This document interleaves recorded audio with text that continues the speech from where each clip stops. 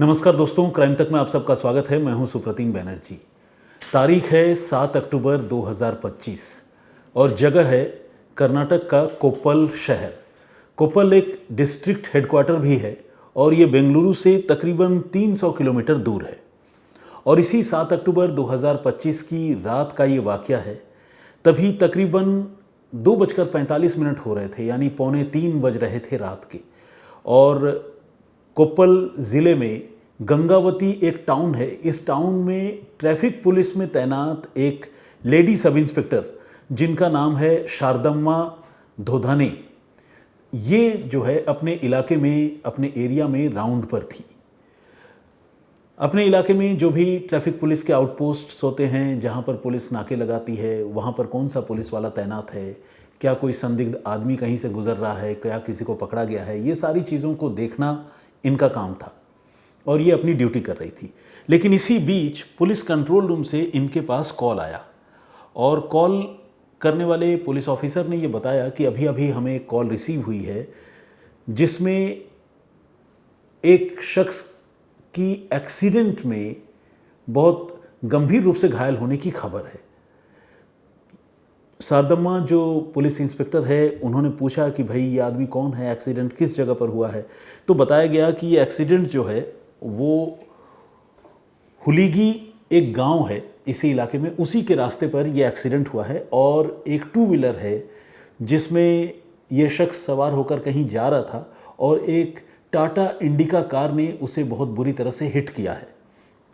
ये बात सुनते ही जो ट्रैफिक पुलिस की इंस्पेक्टर है वो इस मामले को समझने के लिए और केस के आगे के इन्वेस्टिगेशन को जानने के लिए वो फ़ौरन पास के सरकारी अस्पताल पहुंचती है। उन्हें बताया जाता है कि जो घायल हैं उन्हें उठाकर सरकारी अस्पताल ले जाया गया है। तो पुलिस जब सरकारी अस्पताल पहुंचती है और मतलब शारदम्मा जिनकी मैं बात कर रहा हूं, जब वो पहुंचती है तो फिर उन्हें दो बातें पता चलती हैं। एक तो ये पता चलता है कि जिनका एक्सीडेंट हुआ है वो कोई और नहीं बल्कि उस इलाके के एक नामी नौजवान बीजेपी के लीडर वेंकटेश कुरुबारा हैं।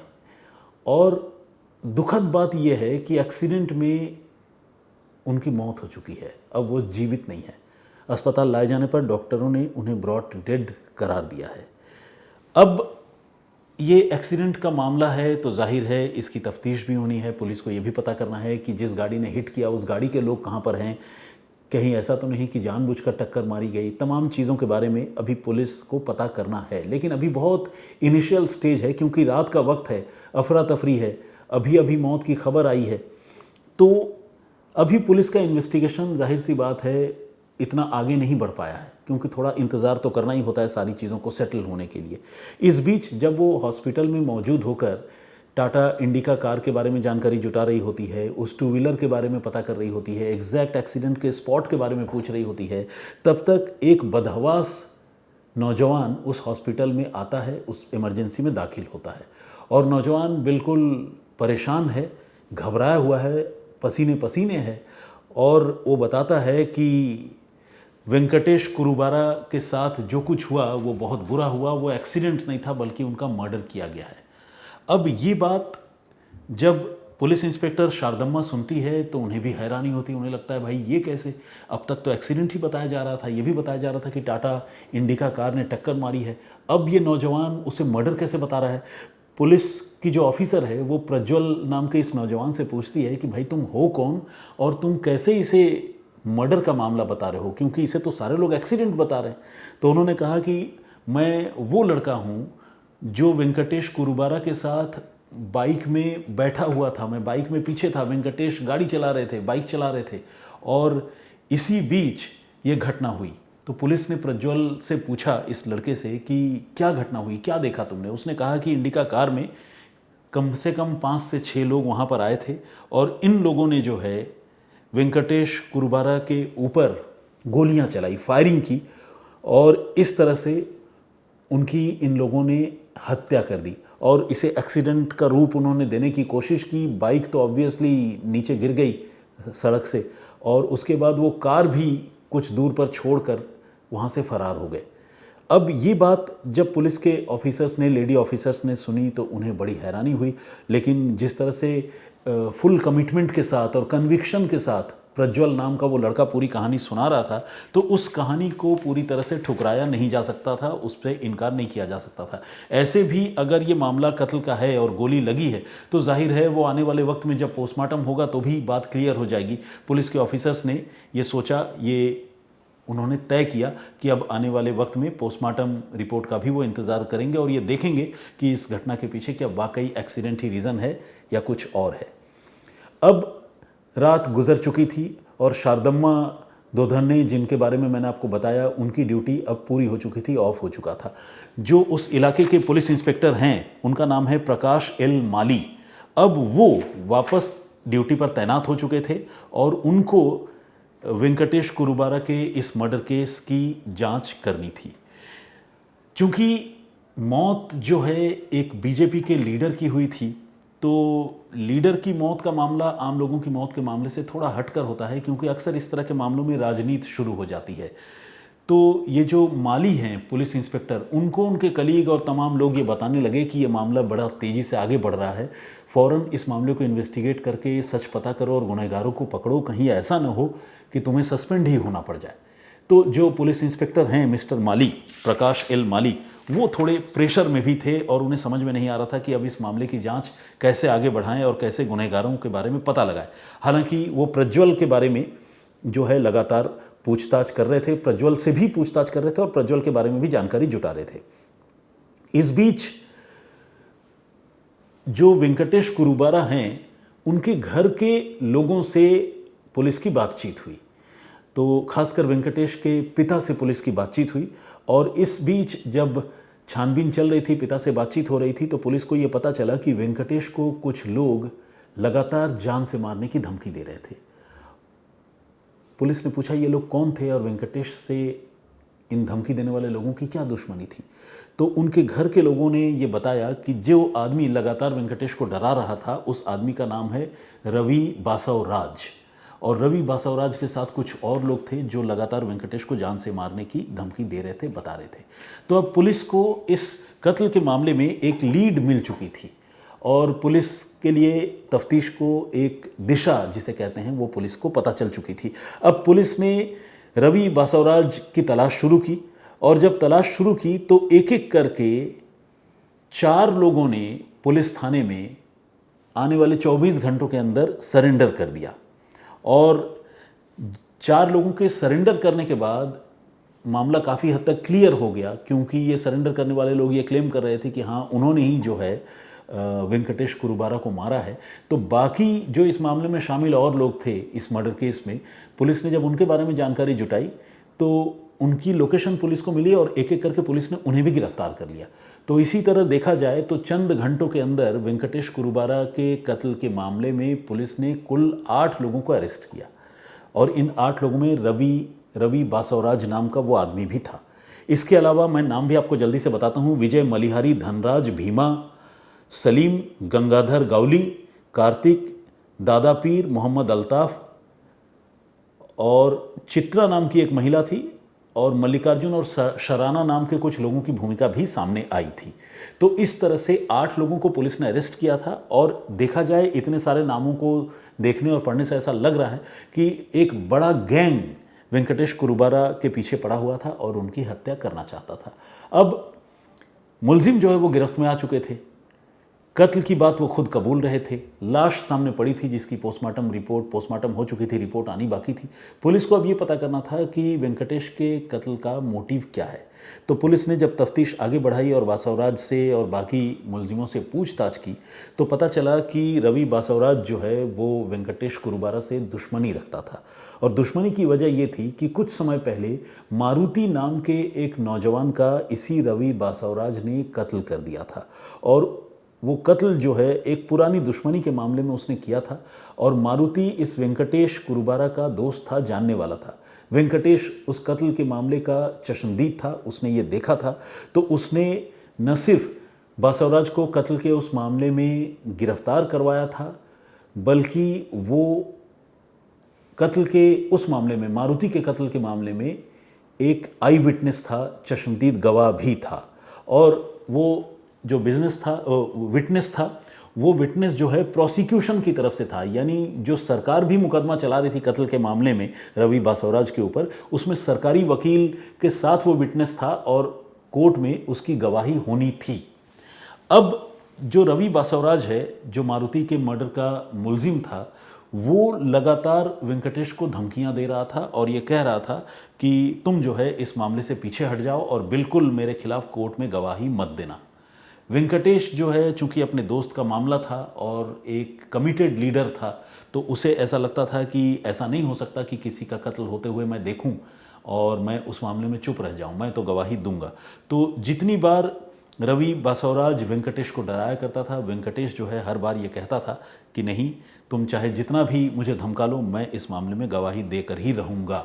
अब ये जो बात थी, इसकी वजह से रवि ने खुंदक रख लिया था और उसे ऐसा लगता था कि अगर वेंकटेश ने कोर्ट में गवाही दे दी तो उसे आजीवन कारावास की सज़ा हो जाएगी। तो इसीलिए उसने वेंकटेश के मर्डर की प्लानिंग की और प्लान के मुताबिक उस रोज़ टाटा इंडिका कार में वो अपने गैंग के लड़कों के साथ आया और उसने ताबड़तोड़ वेंकटेश कुरुबारा पर तब फायरिंग की जब वो हुलीगी गांव की तरफ जा रहे थे। असल में उन दिनों, जबकि मैं ये बात बता रहा हूँ 7 अक्टूबर 2025, उस समय हुलीगी गांव में जो लोकल मंदिर है वहाँ पर एक मेला लगा हुआ था और वेंकटेश उसी मेले में और मंदिर में दर्शन करने के लिए जा रहे थे। इस बीच उनके ऊपर ये घातक हमला हुआ और उनकी हत्या कर दी गई।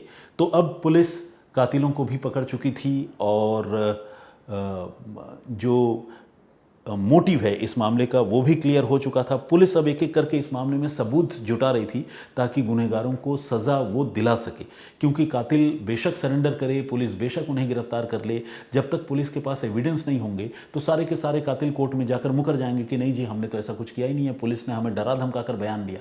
और ऐसा अक्सर होता है, पुलिस को दिया गया बयान जो है वो कानून की नज़र में एडमिसिबल भी नहीं होता। तो इसीलिए पुलिस को सबूतों और गवाहों की दरकार होती है। तो पुलिस ने जो भी उस इलाके के सीसीटीवी फुटेज है वो जुगाड़ किए। इसके साथ ही जो हथियार है जिनसे कत्ल हुआ, पुलिस ने उन चीज़ों का भी इंतज़ाम किया। जो फॉरेंसिक एविडेंस पुलिस उस कार से और उस बाइक से इकट्ठा कर सकती थी, पुलिस ने वो भी किया। और इसके साथ ही जो इलेक्ट्रॉनिक एविडेंस थे, यानी मोबाइल फ़ोन पर इनकी जो आपस में बातचीत होती होगी या धमकाने के लिए कभी कॉल या कोई वीडियो कॉल करता होगा, तो उसके ट्रेसेस जो है पुलिस पता करने के लिए इंस्टाग्राम और व्हाट्सएप की जो पेरेंट कंपनी है मेटा, उससे पुलिस संपर्क कर रही थी और उनसे कम्युनिकेशन पुलिस का चल रहा था। पुलिस को कुछ सबूत वगैरह भी इस सिलसिले में मिले, लेकिन सबसे बड़ा और क्रूशियल सबूत जो पुलिस के हाथ लगा वो ये कि जितनी बार रवि बासवराज ने वेंकटेश कुरुबारा को फ़ोन कर जान से मारने की धमकी दी, उतनी बार उसने धमकी देते हुए अपने इस करतूत की वीडियोग्राफी करवाई। और ऐसा भी नहीं कि व्हाट्सएप कॉल पर धमकी दे रहा था और वीडियोग्राफ जो है वो स्क्रीन रिकॉर्डिंग उसी मोबाइल में लगा हुआ था, ऐसा नहीं है। बल्कि ये जो रवि बासवराज नाम का क्रिमिनल है, इसने अपने एक गुर्गे को जिम्मेदारी दे रखी थी कि जब मैं वेंकटेश कुरुबारा को फ़ोन पर धमकाऊं तो तुम मेरा और इस मोबाइल पर जो धमकी दे रहा हूं वेंकटेश को, उसका वीडियो बनाना। देखिए कैसा सिरफिरा था। और ये वीडियो जो है वेंकटेश कुरुबारा को धमकाने का वीडियो रवि बासवराज का एक चेला या गुर्गा जो भी कहें, वो लगातार बना रहा था और इस तरह के कई वीडियोस उसने शूट किए थे। पुलिस ने जब मेटा से बातचीत की और इनके मोबाइल फ़ोन रिकवर किए और साथ ही जो दूसरी तरफ वेंकटेश कुरुबारा के मोबाइल फ़ोन रिकवर किए, तो इन सारी चीज़ों से वो सबूत पुलिस के हाथ लग गए, जिसमें ये लगातार फ़ोन करके वेंकटेश कुरुबारा को धमका रहा था, यानी कत्ल से पहले कत्ल करने की धमकी दे रहा था। और ये एक बहुत ही बड़ा एविडेंस पुलिस के पास मौजूद था, पुलिस के हाथ लगा था। पुलिस ने इस मामले में तफ्तीश की और तफ्तीश करके तकरीबन 1000 पन्नों की, एग्जैक्ट अगर मैं बात करूं तो 927 पन्नों की चार्जशीट इस मामले में पुलिस ने दाखिल की और जो गुनहगार हैं 12 लोगों को पुलिस ने इस मामले में आरोपी बनाया। हालांकि इस मामले में 6 लोगों को आखिरकार अदालत ने फांसी की सज़ा सुनाई, जिसमें वो रवि बासवराज नाम का जो किंगपिन है या मास्टरमाइंड है वो भी शामिल है, जबकि बाकी के लोगों को पुलिस ने बरी कर दिया। इस मामले में कुल 83 यानी 83 विटनेसेस थे, गवाह थे जिन्होंने अपनी बात रखी। 16 सीसीटीवी के स्क्रीन ग्रैब पुलिस ने कोर्ट में पेश किए, फुटेजेस, वीडियोस, मेडिकल रिपोर्ट्स, इस तरह की चीज़ें दी गई। और सबूतों की अगर हम बात करें, सैंपल की बात करें, तो 434 एग्जिबिट्स कोर्ट में प्रोड्यूस किए गए। एक कंक्रीट, जिसके लिए इंग्लिश में एक वर्ड है, एक वाटर टाइट केस पुलिस ने इस मामले में बनाया और उसका नतीजा ये हुआ कि कत्ल के इस मामले में अदालत ने फांसी की सज़ा सुनाई। अब आप कहेंगे कि फांसी की सज़ा क्यों, ये रेयरेस्ट ऑफ द रेयर की श्रेणी में कैसे आया? तो इस मामले को समझने के लिए आपको जो जजमेंट है, जो जज साहब की टिप्पणी है, वो जानना चाहिए, वो समझना चाहिए। जज साहब सानंदा नागप्पा नायक ने ये कहा, एक 500 पन्नों की उन्होंने जजमेंट लिखी और उस जजमेंट में उन्होंने ये कहा कि हमारे देश में जो NCRB यानी नेशनल क्राइम रिकॉर्ड ब्यूरो है, उसका जो डेटा है 2023 तक का, वो ये बताता है कि 2,72,198 मर्डर केसेस इस वक्त अलग अलग ट्रायल कोर्ट में पूरे भारत में पेंडिंग है, यानी चल रही हैं। इसमें बहुत सारे ऐसे केसेस हैं जिनमें चश्मदीद गवाहों की गवाहियाँ कोर्ट में होनी है, जो कि बहुत क्रूशियल और बहुत इंपॉर्टेंट होता है। जबकि इसी NCRB की रिपोर्ट में यह भी बताया गया है कि इतने जो मर्डर केसेस हैं, इसमें सिर्फ 37.7% यानी 37% मामलों में ही कन्विक्शन होता है। बाकी तकरीबन 62-63% जो आरोपी हैं या गुनहगार ही कह लें, वो छूट जाते हैं। तो ऐसे में जो भी लोग कत्ल के मामले में इंसाफ का साथ देने के लिए गवाही देते हैं कोर्ट में, ऐसे लोगों को अगर आरोपी या कातिल टारगेट करने लगे, उनकी जान लेने लगे, तो ये पूरे न्याय व्यवस्था पर एक बहुत बड़ा प्रश्न चिन्ह लगाने वाली वारदात है। यानी ये किसी गवाह को इंटिमिडेट करने, डराने, धमकाने की नाकाम कोशिश करने और उसमें फेल हो जाने पर उसकी हत्या कर देने का ऐसा मामला है जिसमें कोई रियायत, कोई ढिलाई बरती नहीं जा सकती। और ये कहते हुए उन्होंने कहा कि यह मामला रेयरेस्ट ऑफ द रेयर की श्रेणी में पड़ता है और इसीलिए इस मामले में बासवराज, माइलारी, धनराज, भारत, सलीम और गौली, इन सभी लोगों को सजाए मौत दी जाती है, यानी फांसी की सज़ा सुनाई जाती है। तो खैर, कोर्ट का ये फैसला अपने आप में एक उदाहरण है और पुलिस की जो तफ्तीश है वो भी अपने आप में एक नज़ीर है। इस मामले में पुलिस ने जो मेहनत की वो तो की, लेकिन रवि बासवराज नाम का वो जो गुंडा था जिसे फांसी की सज़ा हुई, अभी हालांकि उसे फांसी के फंदे पर लटकाया नहीं गया है, ज़्यादा पुराना मामला नहीं है, आप समझ ही सकते हैं। अभी तो ट्रायल कोर्ट से ही फैसला आया है, हाई कोर्ट, सुप्रीम कोर्ट, फिर न जाने कितनी लंबी लड़ाई है, वो कब तक पूरी होगी किसी को नहीं पता। हमारे देश का जो लीगल सिस्टम है उसे देखते हुए हम ये कह सकते हैं। लेकिन इतना ज़रूर है कि अगर इस सज़ा को देखें तो ऐसा लगता है कि पुलिस का इन्वेस्टिगेशन तो अपनी जगह है ही, लेकिन जिस तरह से उस क्रिमिनल ने, रवि बासवराज ने, जिस तरह से किसी को धमकाया और धमकाने के साथ साथ उसके वीडियोस शूट करवाए शोशेबाजी में, स्टाइल मारने के चक्कर में, वो वीडियोस जो है उसकी ताबूत में कील साबित हुआ। अगर वो वीडियोस नहीं होते तो शायद केस इतना मजबूत नहीं होता जितना इस वक्त ये केस मजबूत है। तो थैंक्स टू पुलिस और thanks to foolishness of that criminal Ravi Basavaraj. तो ये थी आज की पूरी कहानी। इस पूरे घटनाक्रम पर आपका पॉइंट ऑफ व्यू क्या है, प्लीज़ हमें कमेंट करके ज़रूर बताइएगा। जो प्रीवियस स्टोरी मैंने आप लोगों को सुनाई थी उसमें हमने आपको बताया था कि केरल में एक माँ की मौजूदगी में उसके आशिक, उसके प्रेमी ने उनके 1.5 साल के छोटे से बच्चे को, यानी उस महिला के 1.5 साल के छोटे से बच्चे को इतना टॉर्चर किया कि उसकी मौत हो गई। और उस बच्चे के जिस्म पर जब डॉक्टरों ने पोस्टमार्टम किया तो 90 चोट के निशान मिले, जख्म के निशान मिले। उसकी पसलियां टूटी हुई थी, उसके प्राइवेट पार्ट जलाए हुए थे और उसके सिर पर घातक चोटें थी जिसकी वजह से उसकी मृत्यु हो गई। इस कहानी को सुनकर कोई भी विचलित हो जाएगा। हमारे जो दर्शक हैं वो बहुत दुखी हैं और उन्होंने अपनी पीड़ा जाहिर की है। श्याम कुमार झा, इन्होंने कहा है कि यह कैसी मानसिक स्थिति होगी ऐसे लोगों की। इस कहानी को सुन, इस कहानी ने अंदर से झकझोर दिया। मिक माही के नाम से एक आईडी है, उन्होंने कहा है कि ये क्रूएल रियलिटी है इंडिया की so called most educated state का। इनका ये कहना है कि चूँकि घटना केरलम की है, इनका ये कहना है कि भाई केरलम जो है वो सबसे पहले साक्षर और एडुकेटेड होने वाला स्टेट हमारे देश का है। तो वहाँ से अगर इस तरह की घटनाएं आती हैं सामने तो ये अपने आप में एक आयरनिकल बात है, एक विडंबना की बात है। इनके कहने का मतलब ये है। अमित ने कमेंट किया है और उन्होंने कहा है कि कलयुग में ऐसे ही हैवान और राक्षस जो है वो इंसानों के भेष में होते हैं और उस माँ के बारे में ये सोचकर हैरान है कि कोई माँ अपने छोटे से बच्चे के साथ ऐसा कैसे कर सकती है। जगदीश के चांडेगड़ा जी ने भी कमेंट किया है, उन्होंने मेरी हौसला अफजाई की है और कहा है कि भगवान ऐसी दर्द भरी मौत किसी को भी ना दे, और फिर तो वो एक छोटा सा बच्चा था। अनिल शाक्य जी ने भी दुखद घटना बताया है। रेणु पाठक का कमेंट है, और उन्होंने कहा है कि सौतेला बाप हैवान था, ये तो बात समझ में आती है, लेकिन उस माँ पर हैरानी होती है कि माँ की ममता पर उसकी आशिकी जो है वो भारी पड़ गई। सुभाष मीना ने भी कमेंट किया है और कहा है कि आपके न्यूज़ बोलने का तरीका काफ़ी अच्छा है, सुपर है, उन्होंने लिखा है, thank you very much. Asim Mustafa का कमेंट है और उन्होंने कहा है कि इतना जालिम हैवान, इनका कोई एनकाउंटर नहीं, कोई उपाय नहीं। अच्छा, इनका ये कहना है कि इनका एनकाउंटर हो जाना चाहिए, कोई और उपाय नहीं है ऐसे लोगों का, इतने जालिम और शैतान लोगों का। हालांकि कानून देखिए एनकाउंटर कर देने की इजाज़त नहीं देता, एनकाउंटर हो जाए तो बात अलग है।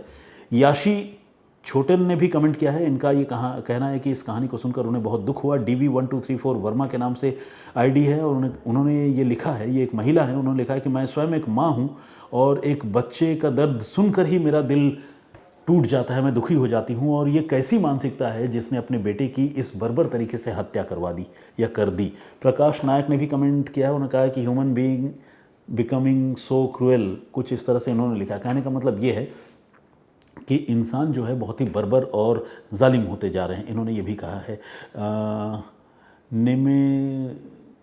निमे तू सुन हाई, इस तरह से एक आईडी है और आईडी से तो खैर नाम क्लियरली समझ में नहीं आया, लेकिन उनका ये कहना है कि इस तरह की स्टोरी या क्राइम का घटनाक्रम जो है उनके लिए सुनना बहुत मुश्किल है। जया अवस्थी ने भी कमेंट किया है, बहुत बहुत स्वागत आपका। और राजू सुरादा का कमेंट है और इसके अलावा गुरप्रीत सिंह ने भी कमेंट किया है। और भी बहुत सारे लोगों ने कमेंट किया है, लेकिन सारे लोगों के नाम और कमेंट्स एक दिन में पढ़ नहीं सकता। आज के लिए इतना ही, मुझे फिलहाल इजाज़त दें, अपना बहुत ख्याल रखें। और आज की क्राइम इन्वेस्टिगेशन की स्टोरी पर आपकी राय क्या है, कमेंट क्या है, प्लीज़ वो लिखकर ज़रूर बताएं। फिलहाल इजाज़त। जय हिंद, जय भारत।